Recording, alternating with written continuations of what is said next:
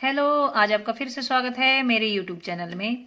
आज हम कक्षा 8 का पाठ 11 पढ़ेंगे, बल तथा दाब। वीडियो देखने से पहले सब्सक्राइब जरूर करें और पसंद आए तो शेयर और लाइक भी कर दें।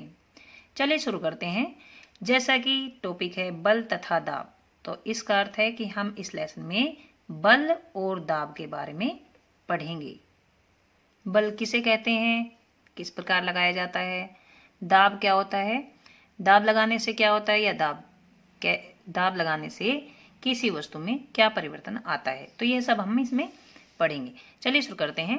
कक्षा 7 में आप सीख चुके हैं कि वस्तुएं गति कैसे करती हैं। क्या आप बता सकते हैं कि हम यह कैसे निश्चित करते हैं कि कोई वस्तु दूसरी वस्तु से अधिक तेजी से गतिशील है। हमने पढ़ा था कि हम यह कैसे बता सकते हैं कि कोई वस्तु दूसरी वस्तु से अधिक तेजी से गतिशील है। किसी वस्तु द्वारा एकांक समय में चली गई दूरी क्या सूचित करती है, मतलब एक कुछ समय में दूरी जो चली गई है वह क्या सूचित करती है। तो ये हमने पढ़ा था गति के बारे में, चाल के बारे में, कक्षा 7 में। आप यह भी जानते हैं कि जमीन पर लुढ़कती हुई गेंद जैसी कोई गतिशील वस्तु धीमी हो जाती है। जैसे कई बार हमने देखा होगा गेंद को हम लुढ़काते हैं तो थोड़ी देर जाके वो रुक जाती है। कभी कभी यह अपनी गति की दिशा भी बदल सकती है, कभी कभी ये घूम भी जाती है। यह भी संभव है कि गेंद धीमी भी हो जाए तथा अपनी दिशा में भी परिवर्तन कर ले। क्या आपने कभी सोचा है कि गतिशील वस्तु धीमी या तेज कैसे हो जाती है, मतलब धीमी चलते चलते धीमी क्यों हो जाती है, और हम जब उसके फेंकते हैं तो बड़ी तेजी से फेंकी जाती है, तो उसकी गति तेज क्यों रहती है। क्या आपने कभी यह सोचा है? अथवा अपनी गति की दिशा कैसे बदल लेती है। कई बार हम फेंकते सीधे हैं लेकिन टेढ़ी चली जाती है। आइए अपने प्रतिदिन के कुछ अनुभवों को स्मरण करें। किसी फुटबॉल को गतिशील करने के लिए क्या करते हैं, मतलब हम प्रतिदिन मतलब हर रोज ऐसी क्रियाकलाप करते हैं और यह अनुभव हम लेते हैं। लेकिन हमें अब कुछ वस्तुएं याद होंगी, कुछ नहीं होंगी, फिर भी हम कुछ याद कर लेते हैं। जैसे मान लो फुटबॉल है, उसको गति करने के लिए हम क्या करते हैं, उसको हम तेजी से मारते हैं। किसी गतिशील गेंद को और अधिक तेजी से चलाने के लिए आप क्या करते हैं, हम उसे तेजी से धक्का देते हैं या तेजी से फेंकते हैं या तेजी से मारते हैं। एक गोली, मतलब जो गोल रक्षक होता है, जो गोल ये फुटबॉल खेला जाता है तो यहाँ पर गोल रक्षक जो होता है गेंद को किस प्रकार रोकता है गोल होने से। हॉकी का खिलाड़ी हॉकी से प्रहार करके किसी गतिशील गेंद की दिशा बदल देता है। देखिए ये हॉकी से प्रहार करके ये गेंद सामने जा रही है और इस हॉकी से वो इधर फेंक देता है या उधर फेंक देता है। क्षेत्र रक्षक जो उसमें होता है, फील्ड में होता है, फील्डर जो होता है, बल्लेबाज द्वारा हिट की गई गेंद को कैसे रोकते हैं।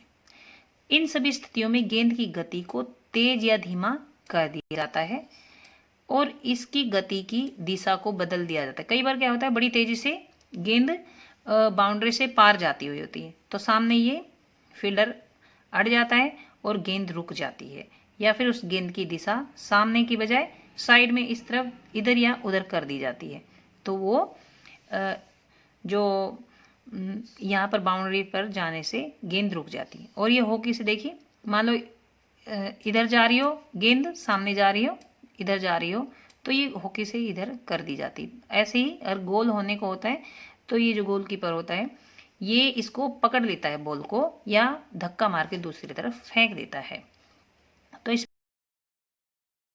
और उसकी गति भी धीमी हो जाती है या तेज हो जाती है और गेंद की उसकी दिशा भी बदल जाती है। हम प्राय कहते हैं कि जब किसी गेंद को धक्का देते हैं या फेंकते हैं या ठोकर मारते हैं, प्रहार करते हैं, तो उस पर बल लगाया जाता है, मतलब जोर लगाना पड़ता है, बल लगाना पड़ता है। अब ये बल क्या है, जिन वस्तुओं पर यह लगाया जाता है उन पर यह क्या प्रभाव डालता है, इस अध्याय में हम ऐसे ही प्रश्नों के उत्तर खोजेंगे। मतलब बल जो है वह क्या है और उससे क्या किसी वस्तु पर फर्क पड़ता है, क्या प्रभाव पड़ता है, इस अध्याय में हम ऐसे ही प्रश्नों के उत्तर खोजेंगे। अब हम पढ़ते हैं 11.1 बल अपकर्षण या अभिकर्षण।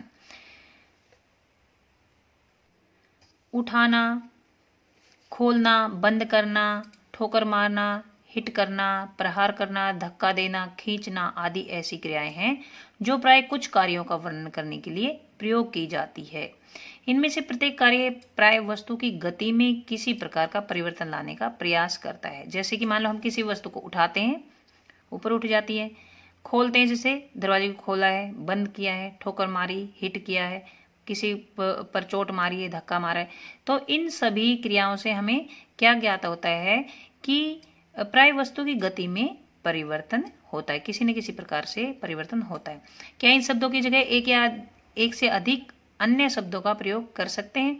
हाँ, आइए ज्ञात करें, देखते हैं। जैसे कि अब ये क्रियाकलाप 11.1 है, इसमें हम वस्तु की गति को सुपरिचित स्थितियों के कुछ उदाहरण दिए गए हैं। आप इनमें से कुछ ऐसी ही और अधिक स्थितियों को जोड़ सकते हैं अथवा इन उदाहरणों में कुछ को बदल सकते हैं। प्रत्येक दशा में कार्य को धक्का देना या खींचना के रूप में पहचानिए और सारणी में लिखिए। आपकी सहायता के लिए एक उदाहरण दिया गया है। स्थिति का वर्णन, ये धक्का देना, चयन करना, खींचना, ठोकर मारना, इनमें से हम यहाँ पर कुछ भी भर सकते हैं। इनमें से कार्य को व्यक्त कर सकते हैं, जैसे अपकर्षण या अभिकर्षण है, हाँ और या फिर ना, ये भी लिख सकते हैं। जैसे कि मेज पर रखी पुस्तक को गतिशील बनाना, तो उसको हम धक्का देकर गतिशील बना सकते हैं या खींचकर भी या उठाकर भी। दरवाजे को खोलना या बंद करना, उसमें भी हम धक्का भी दे सकते हैं। जब हम दरवाजे को खोलते हैं तो धक्का देते हैं और जब बंद करते हैं तो उसको अपनी तरफ खींचते हैं। कुएं से पानी की बाल्टी को खींचना, इसमें आएगा खींचना। फुटबॉल के खिलाड़ी का पेनल्टी किक मारना, तो उसमें आता है धक्का देना। एक बल्लेबाज द्वारा क्रिकेट की गेंद को प्रहार करना, तो उसमें भी प्रहार करना में धक्का देना आएगा। यहाँ प्रहार करना भी लिख सकते हैं, ठोकर मारना, ये इसमें प्रहार करना, या फिर इधर देखिए इसमें प्रहार करना ही लिखा जाएगा। ये ऊपर जो दे रखे हैं ये शब्द हैं, इनमें से हम चुनकर यहाँ पर लिख सकते हैं। यहाँ लदी हुई बैलगाड़ी को चलाना, तो ये आएगा खींचना आ सकता है, ये रहा ना खींचना।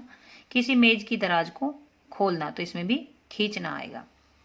क्या आपने ध्यान दिया कि इनमें से प्रत्येक कार्य को अभिकर्षण का अर्थ होता है खींचना, या फिर अपकर्षण होता है धक्का देना, अथवा दोनों के रूप में व्यक्त किया जा सकता है। मतलब हम इसको अभिकर्षण के रूप में भी या अपकर्षण के रूप में, देखिए अभिकर्षण का अर्थ क्या हुआ था, खींचना, तो हम इसको धक्का देना या फिर खींचना, इसमें से खींचना है तो हम यहाँ पे हाँ लिख सकते हैं।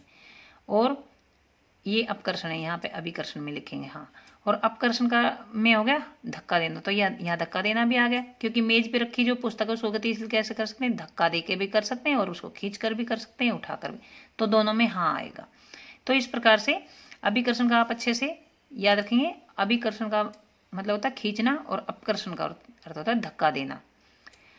क्या हम इससे यह निष्कर्ष निकाल सकते हैं कि किसी वस्तु को गति में लाने के लिए उसे धक्का देना या खींचना पड़ता है?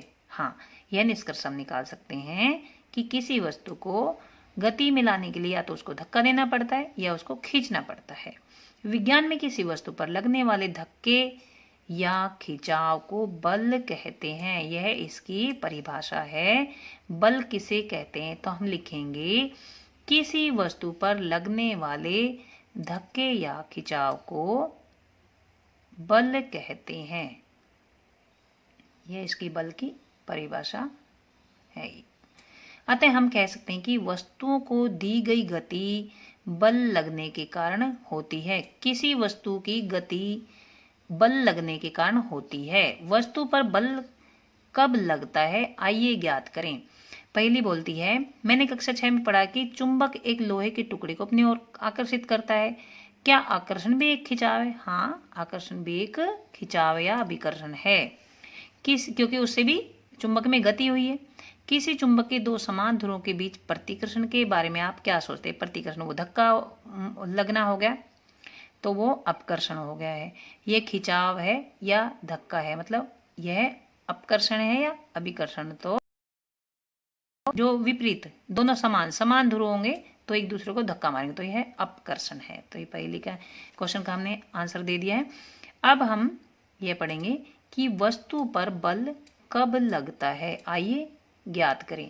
तो देखिए यहाँ तक हमने वीडियो ये कंप्लीट कर लिया। अब नेक्स्ट टॉपिक आ गया है बल अननोन क्रिया के कारण लगते हैं। तो ये नेक्स्ट वीडियो में हम पढ़ेंगे। तब तक के लिए धन्यवाद, और पसंद आए तो चैनल सब्सक्राइब जरूर करें और वीडियो शेयर जरूर करें। Thank you.